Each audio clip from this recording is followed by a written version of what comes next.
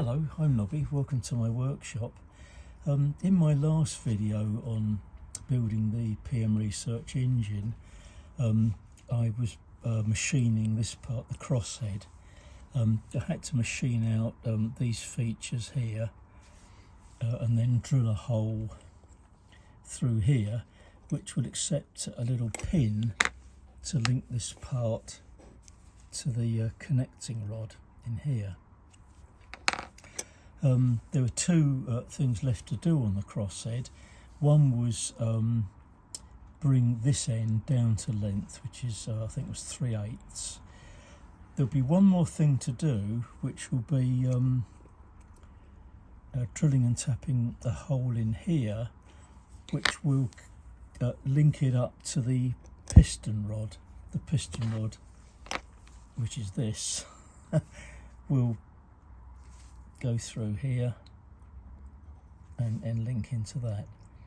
I'm not going to drill and tap that hole just yet. I'm going to wait until I've made this cylinder and piston so that I can line everything up to make sure that the piston rod will line exactly to the centre of this part here. I don't want to take a chance and drill and tap that and then find that this is just a fraction out. What I would rather do is get it all machined and in line, and then use this to get the exact right position here. I think that's a sensible thing to do, a sensible way to do it. I did make up the piston rod off camera because it was simply using a piece of the brass rod that they supply in the kit. And then just tap it,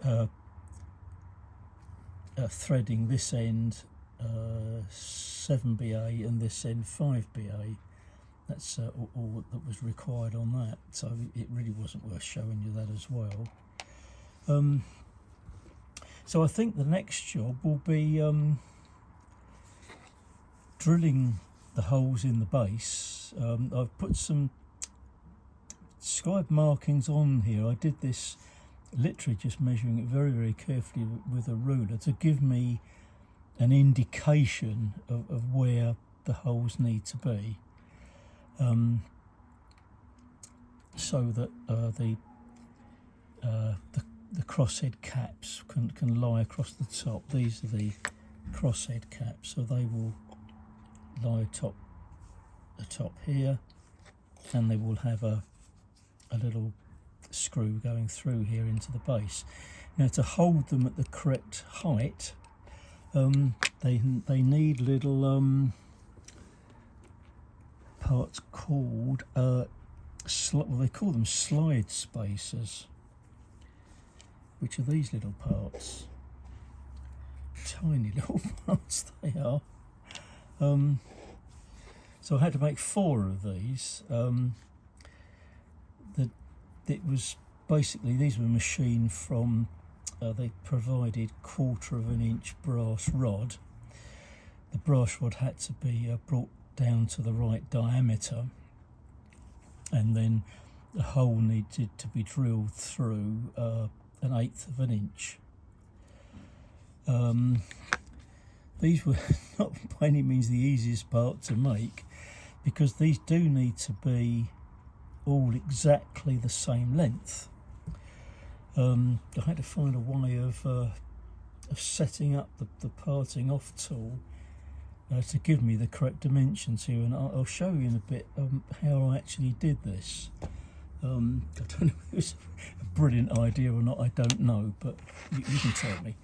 Anyway, to test that these parts were all the same size once I did them. In fact, I ended up making 6 of them. There were a couple of failures, but I managed to get 4 of them all within 1/1000th of an inch, which I think is pretty good. So let me just show you how I've actually tested these, that they give good clearance for the crosshead. So what I did was set the little spacers up here, with the crosshead cap over the top, and then sort of held them down and made sure that this part will fit underneath and slide easily. There obviously needs to be a tiny bit of clearance. The length of the spacers are 0.190, and the thickness of this part, that the crosshead is, if I can find it,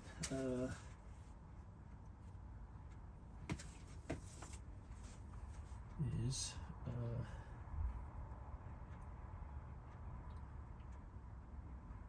3/16 of an inch, which is 0.187.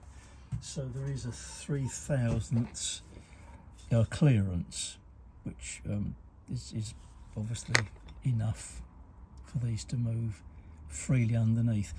I tested both the crosshead caps in the same way, moving this round in all directions, and I've got nice sort of clearance under there for that part, so I'm quite happy with that. So these parts are finished. That all but drilling the hole in the back is finished as well. So what I want to do next is to set the base up on the milling machine again, and then I can use the DRO then to plot out the correct positions. The spacing across here is 5/8, and for the length here it's 1.5 inches. So I've made some scribe lines here. On this side,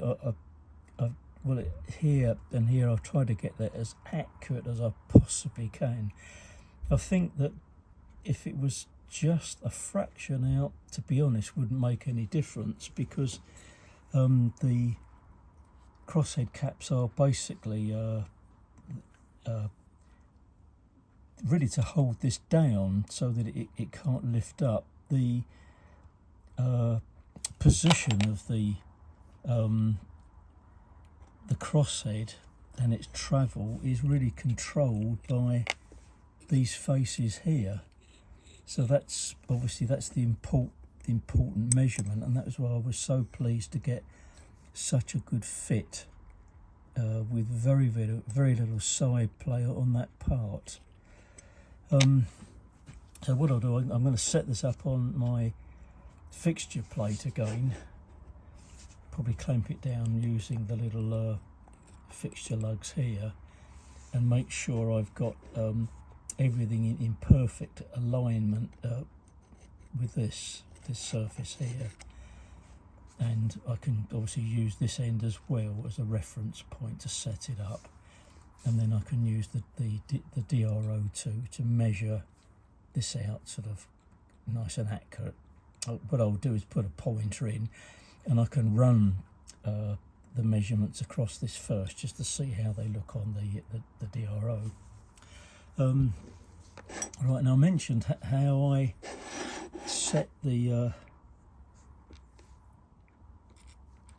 parting off tool to measure these out. Let me just show you how I did this. Well, this is how I set it up. I think I already mentioned the thickness of the crosshead is 1/87, and the length of these is 0.190, so there's a 3/1000 clearance for these above the surface here. The material supplied was a 1/4 inch brass bar, which had to be brought down to this diameter. So I machined a length of this down to that diameter, and then drilled through with the 1/8 of an inch drill, and to measure off the end so that I could set the parting off tool on this side, I used slip gauges. I found the 2 slip gauges which gave me the 0.190 thickness, and then I just used on this side a slip gauge, what do they call them, slip gauge protector on that side, and then I was able to bring that up against the end of the brass bar like that. You can imagine how difficult this was to do, and then bring the parting tool up against that edge here and then part the parts off.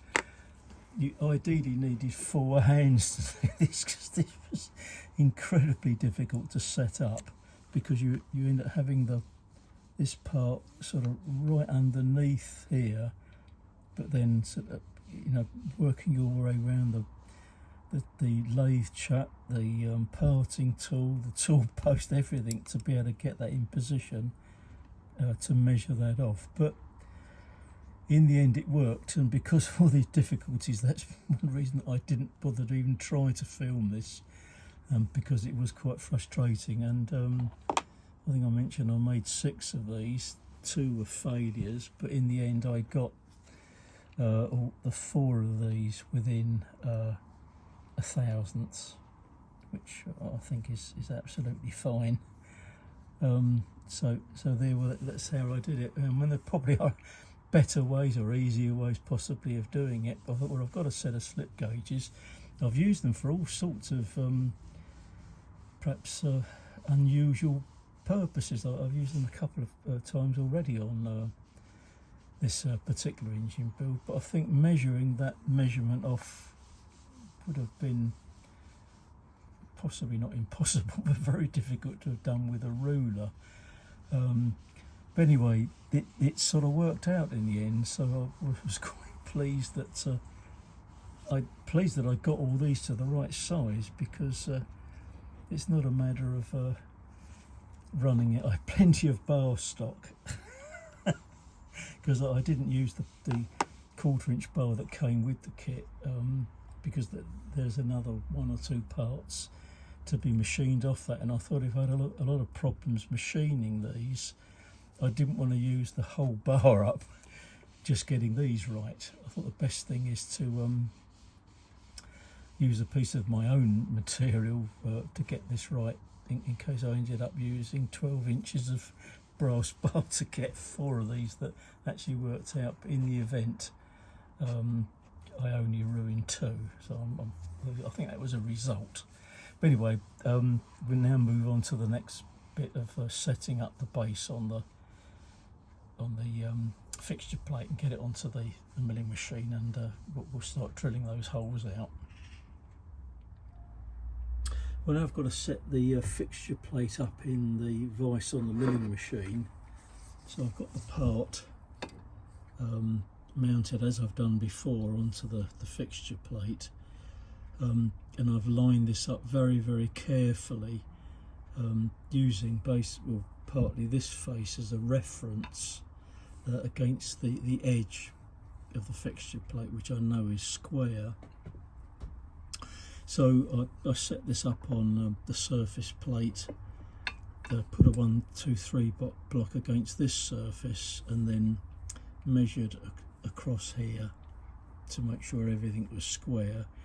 And I also put the spindle through here and measured up against that as well, to make sure that everything is nice and square. So obviously with this set correctly, I've got to make sure that the mill vise is set up correctly as well. I've put my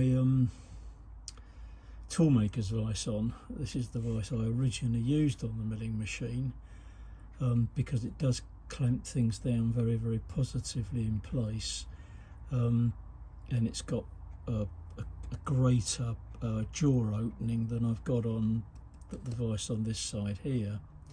I can't get the fixture plate in here without moving the fixed jaw face out to the back, so I'm going to use this one again. And I've set this up the way I usually do it, is to get it approximately in place, is use a the machinist square against the edge here to get it in position, and then just lightly tighten up the clamps, and then use a clock gauge against the back surface as a reference here, and run the clock gauge from side to side to make sure that everything is trammed in nicely. And I've got it trimmed in very accurately on, well, it's sort of exactly set on that. Move that. So I've got that beautifully set up, so I'm quite happy with that. So I can take the clock gauge off, and I'm going to mount the fixture plate on a couple of parallels on the back here. I had to arrange the clamps here to make sure there's room to get this parallel on the back. The other one's over here, so I'll mount that one in, and then I can mount the fixture plate on here.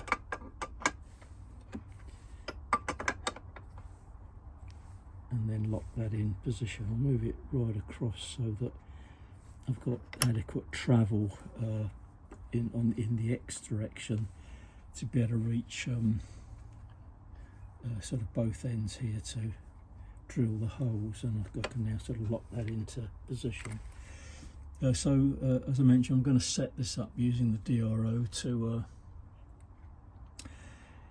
find the centre line in this direction. I'll tilt that up a bit, shouldn't I? Yeah. In alignment this way, and then I can obviously drill the holes this side first, measuring the 1.5 inches across, and then I can move the pointer across that side to do the same there. I think what I'll probably do is do each hole individually, drill the hole, and then tap that 5BA.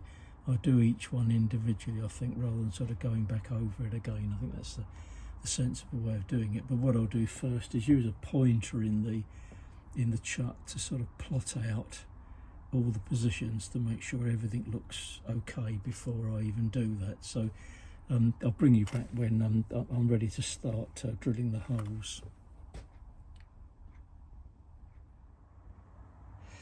Right, well, I've brought you back just for a bit of this. I got, you saw me set this up in the mill vise, and I used the pointer in the drill chuck to plot out the holes a few times with the DRO to make sure everything looked as though it was going to fall in exactly the right place.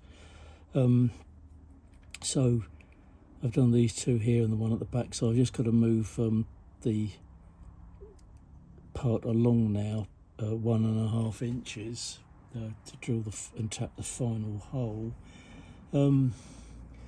Obviously got to take a lot of care with this, because until I examined the casting, I thought that this, if you're going to call it a lip or whatever here, went right the way across, but there are parts of the casting below here, particularly on this end, so you are drilling and tapping into blind holes this end.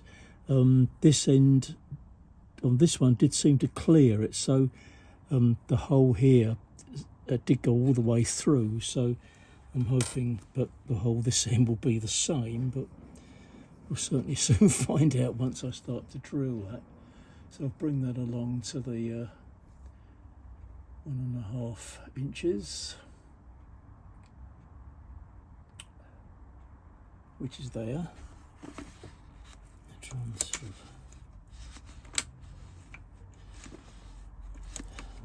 dot the X a bit more. Let's just bring that down, and away we go.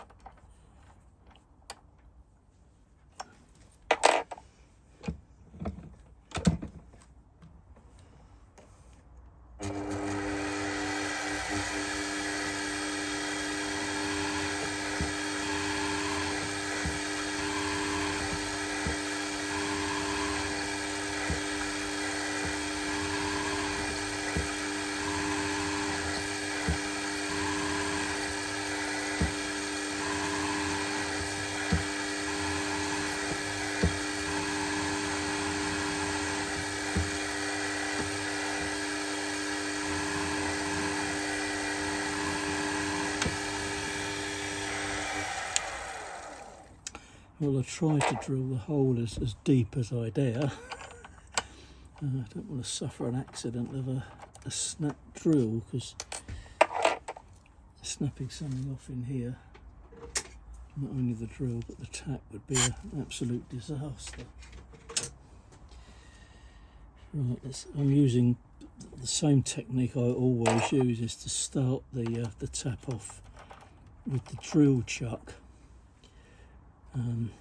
so that it grips into the material. Just run that in and then gently, needs to be a bit tighter than that, I think, until it grips, because obviously it's very important to sort of get everything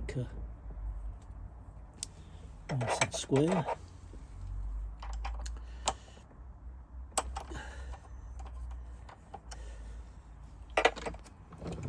Chuck it out the way,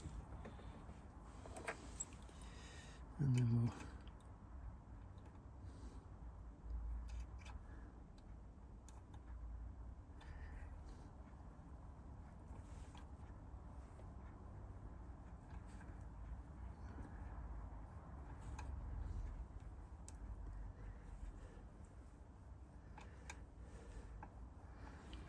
obviously a lot of care needs to be taken, because being a blind hole, this is where you could very, very easily snap the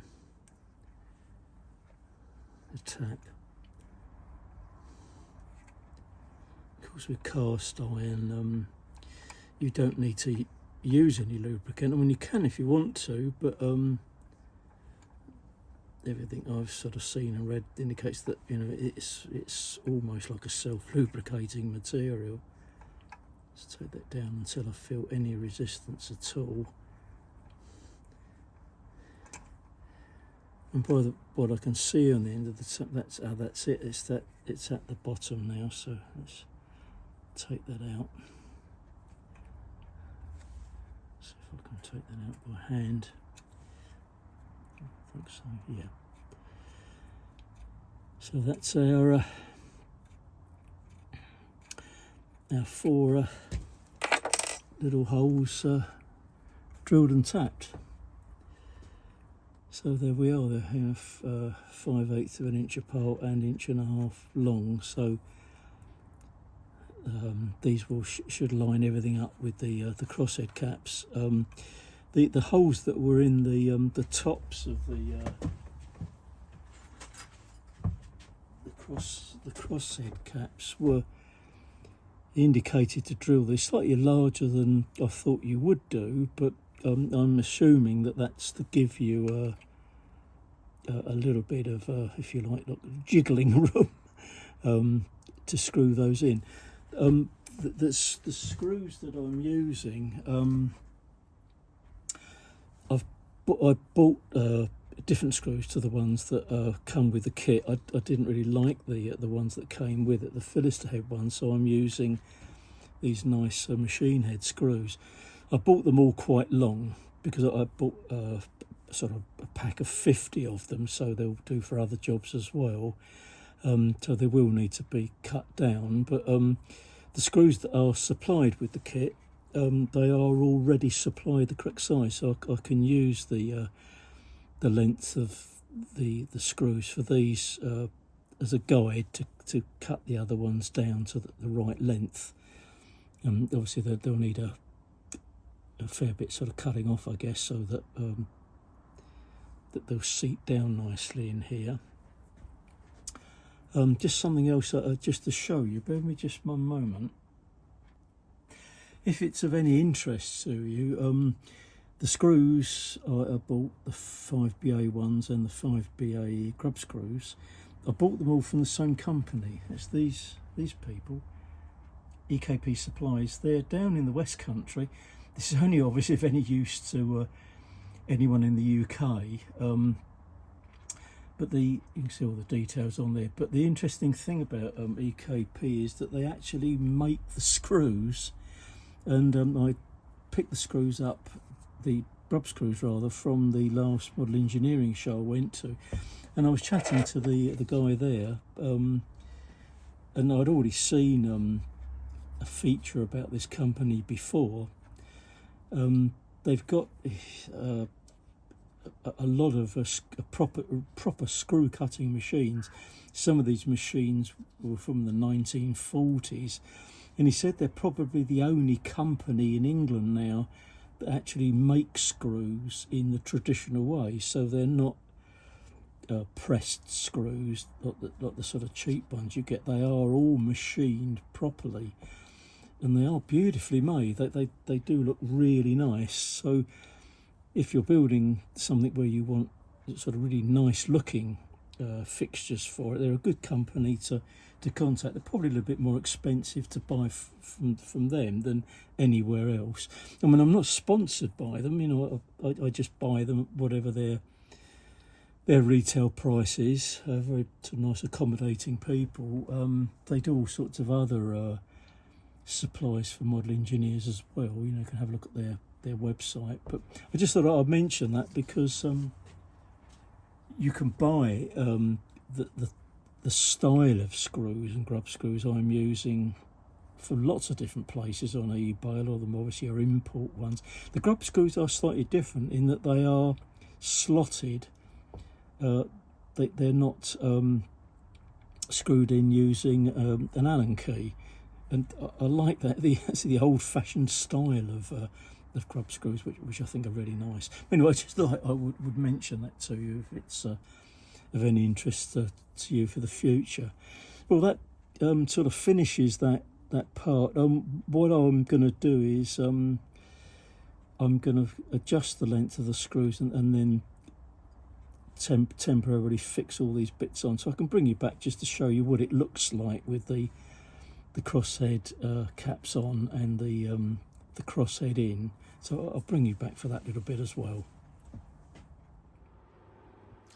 Well, this is what I'm up to so far. In the last section, you saw me drilling you saw me drilling one of the 4 holes in the base here, which take the little 5BA screws that hold the crosshead caps into place. And I've got a nice sliding fit here for the crosshead to move across nicely here, and of course that then will link up to the connecting rod, and there'll be a little pin that goes through here eventually to hold that into position. I won't obviously fit that until the final assembly of the engine, because obviously bits and pieces will need sort of taking apart again before I can get to that stage. So this part sort of worked out very nicely. Moving around to the end here, I've got the crank casting machined, and you've got a little crank bearing in here which goes through the hole in the connecting rod. Then you've got another little screw and a tiny washer here which holds that into position. So machining the part of the crank bearing, that the length of the part here that goes through the connecting rod had to be machined very accurately so that it extends out to the side here, so that the screw here holds that in position and still allows this part to sort of rotate inside. Now, one of the viewers to my channel has become a bit of a sort of a mentor to me. He gives me lots of very, very good advice on things I'm doing in the workshop. Mentioned that really, as well as machining this surface of the crank casting, which was the only part that the drawing showed being a finished surface, I should really have machined this side as well, just face that off, because if as it possibly will, that part making contact with this, the side of this little stanchion here, it would only make contact on the highest points of this side. He said that if I machined that off and there was still a gap, which I think there possibly would, well, I think there would be, that I could put a little shim in here. So I hadn't really considered this, being sort of really an amateur doing this sort of thing. I'm taking his advice and I'm going to face off the minimal amount so that I've got a nice flat surface on this side of the crank. I've looked through all the bits and pieces I've got, and I've found, if I can manage to actually pick this part up, I've found a nice little brass washer, which is very, very thin here, and I'm hoping that if once I've faced that bit off, that little washer will fit in here and make a nice little shim between the side of the crank and this little stanchion here. The thing is that the part that is suggested you machine off that surface and that surface here, well, that surface and this surface was only about sort of ½ inch wide, and I think that, well, obviously that part is more than ½ inch in diameter, so I think putting that little shim in here will give a nice contact surface inside here. So that's something I'll do. I'll probably just do that bit off camera. What I'm also going to do, again, it's not indicated in the plans, obviously, but what you obviously don't want is to have any sort of end play across here, really. So once this is in position, obviously the little grub screw will lock that onto the shaft here. This part, once you've got the position correct for the eccentric in here, that can be locked into position. There's probably bits on that side, there's a grub screw here also. That can be locked in position, keeping a gap here and a gap here as well. Now the flywheel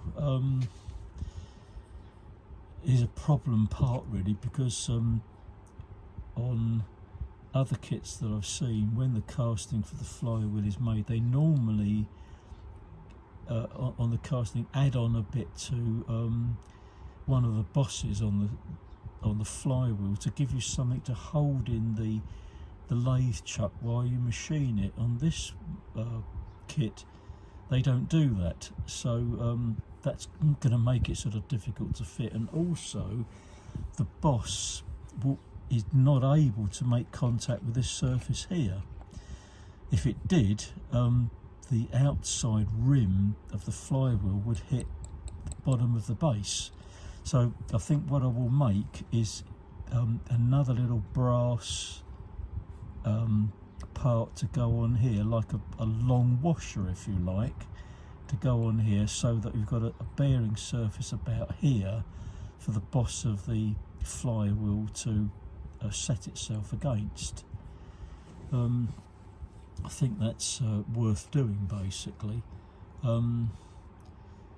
So again, I'll probably just make that part off camera. Obviously I'll show you those parts. I don't know whether I mentioned I think I mentioned that these screws are cut down to ½ inch in length as per the plans. It mentioned the length of this little screw here to be also ½ inch, but I cut it just slightly less than that, so that I've got a nice surface here with the end of the screw not showing here. Also, the other little problem with the screws that I've bought, the screws that came with it, the Philister head screws, they're all supplied at the correct length for the whole build, but they also have the Philister head ones do have a little shoulder here. These don't, because obviously they I bought these separately because I wanted didn't want the Fillister head ones. I wanted these little machine head screws. So what I did for this one, these fitted perfectly because the holes in the crosshead caps are slightly larger and the screws seat down into those beautifully. This the one here didn't. It wouldn't fit into the hole in the little washer here, which is supplied with the kit. So I just popped that screw into the lathe chuck and just machined this little part back here, so that I've got a nice surface in here which goes through the hole in this little washer. So, I mean, these are the screws I'm using. I mentioned, I think, already that the grub screws I'm using are like old-fashioned grub screws. Basically, these are 5BA, but they've got a slot rather than a Allen head fitting on here, which will fit them with an Allen screw. This one obviously still got to be cut down to the correct length, so there's not too much sort of standing off here.